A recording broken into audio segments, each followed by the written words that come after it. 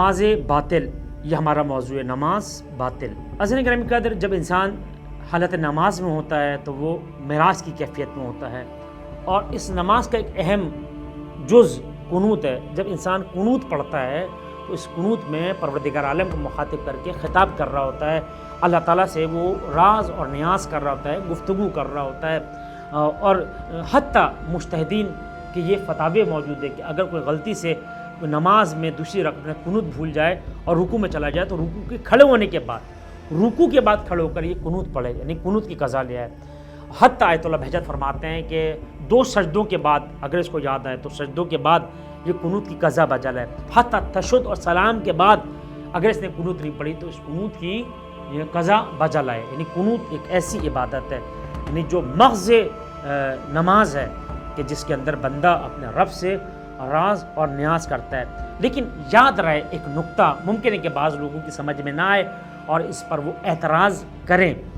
بعض اوقات دعائے قنوت کے اندر اگر انسان غیر خدا کو پکارے، مثلا یا مہدی ادرکنی کہے، یا علی ادرکنی کہے، لبیک یا حسین کہے، تو اس کی قنوت باطل ہو جاتی ہے، بلکہ ممکن ہے کہ اس کی نماز باطل ہو جائے۔ کیوں نماز باطل ہو جائے؟ اس لیے کہ ہم اس نماز میں حالت قنوت میں نعت علی، مظہر العجائب نعت علی اگر پڑھیں تو نماز بھی باطل ہو جائے۔ ہم دعائے توسل پڑھیں دعائے قنوت میں تو یہ نماز باطل ہو جاتی ہے۔ اسی طرح یا مولائی یا فاطمۃ الزہرا اغثنی اگر ہم پڑھیں تو اس جملے سے بھی نماز باطل ہو جائے گی۔ کیوں نماز باطل ہو جائے گی؟ بھائی درود میں اللہ تعالیٰ نے محمد آل محمد کو شامل کیا ہے، بغیر درود تو اللہ تعالیٰ نماز کو قبول نہیں کرتا۔ لیکن ہم کیوں کہہ رہے ہیں، مجتہدین نے کیوں فتویٰ دیا کہ اگر ہم کسی بھی اللہ کے سوا کسی اور کو اگر قنوت میں یا نماز میں پکارتے ہیں تو نماز باطل ہو جاتی ہے۔ نماز کا فلسفہ کیا ہے؟ نماز خالصتاً وہ عبادت ہے جو اللہ کے لیے مخصوص ہے۔ یعنی نماز کا فارمولہ کیا ہے؟ نماز کب ٹھیک ہوتی ہے کہ جب تک نماز خدا کے لیے ہو، خدا سے خطاب ہو رہا ہو۔ لیکن اگر غیر خدا کو خطاب کیا جائے، فارمولہ ہے، اگر نماز کہ جو اللہ کے لیے، غیر خدا کو اگر مخاطب کیا جائے، خطاب غیر خدا سے ہو تو یہ نماز باطل ہو جاتی ہے۔ آپ اٹھا کر دیکھیں اور رسول اللہ کی نماز کو دیکھیں، آپ مولا کائنات کی نماز کو دیکھیں، آپ بی بی فاطمہ الزہرا کی نماز، جناب حسنین کی نماز کو دیکھیں، آپ امام سجاد کی نماز کو دیکھیں کہ اژدہا پیر کا انگوٹھا چبا رہا ہے، مولا کائنات کے تیر لگا ہوا ہے، نماز کی حالت میں تیر نکالا جا رہا ہے سجدے کی حالت میں، اس لیے کہ یہ وجد کے عالم میں ہے، یہ حالت معراج میں ہے۔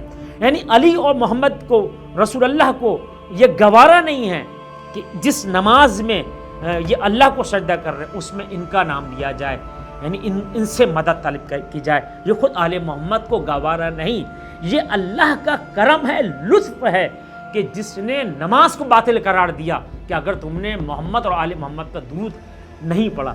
یہ پروردگار کا انتہائی محبت ہے کہ جس نے درود کو نماز میں رکھ دیا۔ لیکن درود کو رکھنے کا مقصد بھی ہے کہ وہ رحمت خاص کہ جو محمد علی محمد پہ نازل ہو رہی ہے وہ پوری کائنات میں پھیلی ہوئی ہے، اور اسی رحمت خاص، اسی درود کی وجہ سے یہی وجود محمد علی محمد ہے کہ جس کی وجہ سے کائنات اب تک باقی ہے۔ عزیزان گرامی قدر، لیکن اگر انسان حالت قنوت میں یہ دعا مانگے، پروردگار مجھے امام حسین کی زیارت نصیب فرما، کوئی گناہ نہیں، نماز باطل نہیں ہو رہی۔ اگر شفاعت رسول طلب کر رہا ہے، اس میں کوئی بری بات نہیں، نماز باطل نہیں ہو رہی۔ اگر ولایت محبت علی کو طلب کر رہا ہے اور جو ہے وہ مولا علی کی محبت طلب کر رہا ہے تب بھی نماز باطل نہیں ہوتی۔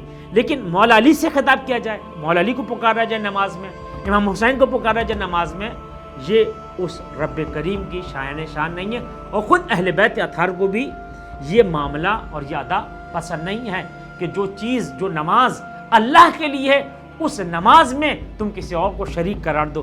اگر سے اللہ تعالیٰ نے کہا انعمت علیہم، اس کے راستے پہ چلا کہ جس پہ نعمتیں نازل کی ہیں، آل محمد خود اس نماز میں شامل ہیں، اس درود کی شکل میں شامل ہیں، لیکن خطاب کرنا صاحبان عشق کے لیے آل محمد کو گوارا نہیں ہے۔ والسلام علیکم ورحمۃ اللہ وبرکاتہ۔